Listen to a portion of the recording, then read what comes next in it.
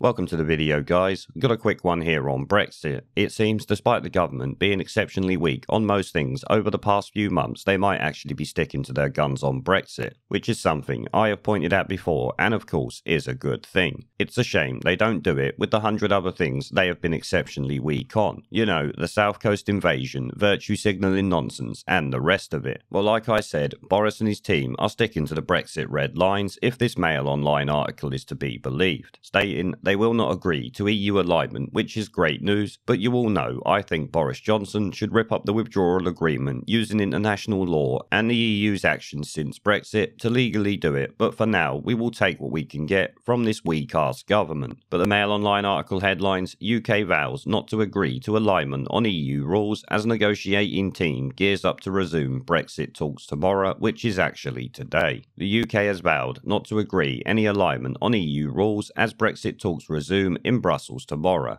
A source close to the British negotiators said it would not accept any deal that constrains the UK to EU rules and infringes our sovereignty. They reiterated that the UK was still seeking a free trade deal with the EU, similar to its agreement with Canada. The source said, "We remain committed to working hard to find the outlines of a balanced agreement," which, in my opinion, I don't think is even possible given the withdrawal agreement and the things within it, but we'll see how balanced they actually want it to be and what the actual outlines of this balanced agreement really mean, because we know politicians are always full of shit. We have been repeatedly clear that we are looking for a deal at its core, a free trade agreement similar to the one the EU already has with Canada. That is, an agreement based on existing precedents. But what we cannot have is a form of relationship which requires alignment or one that constrains us to EU rules. Because obviously that wouldn't be Brexit, would it? Let's be honest. Our priority throughout the process has always been the return of our sovereignty. It came as former Brexit Secretary David Davis said that 50 civil servants going to Brussels to negotiate a Brexit deal was not enough. The Tory MP from Houghton Price and Howden added it ought to be a couple of hundred in truth because there are so many things going on in parallel. He said, "We are also negotiating with Japan and the New Zealanders and Australians, and the Americans and the New Zealanders are complaining we are not moving fast enough. And that is partly because of the capability in Whitehall and, dare I say it, the enthusiasm in Whitehall. I expect it is actually the latter. We know what these civil servants are like and how much of a bunch of Ramoning tosspots they all are. They spent 4 years along with the treacherous Parliament doing their best to stop Brexit from happening before finally Boris Johnson actually won and apparently is going to take us out of the EU. Whether it will be a real Brexit or not actually remains to be seen, given the withdrawal agreement is a bit of a shit show." Brexiteer, Tory MP and former Minister Theresa Villiers said Boris's negotiators have said alignment is off the table. That's the right approach and they should stick to it so that we get Brexit done. Yeah, because if you don't, the Tory party are going to be over as a political force. Given their piss poor performance in general over the past few months, a lot of people are already turning against them, so they really need to do well on this, otherwise they will be completely fucked, much like the Labour Party. And as you can see here in this Sun article, it appears Boris Johnson is going to stick to his guns, or so he says. Britain must bounce back, and Boris Johnson is right to say he will not be forced into a bad Brexit deal. Now, we're not going to bother reading through this article because most of it's a load of old shit. The headline there, and not being forced into a bad Brexit deal, is what really matters, because while he could go back on that, at least we have got him actually saying it and can hold him to account, much like Theresa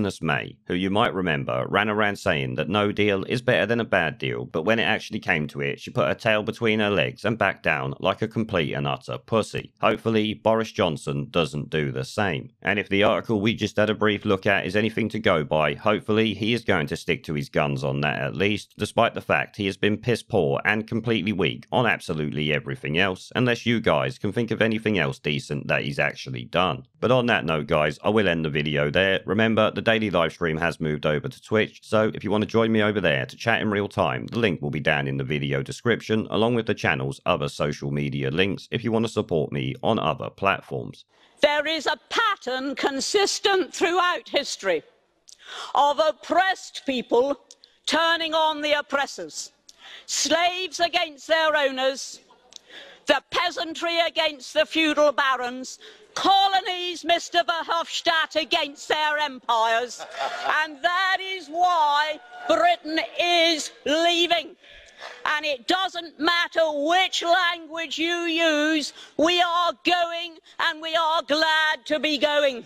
We're off.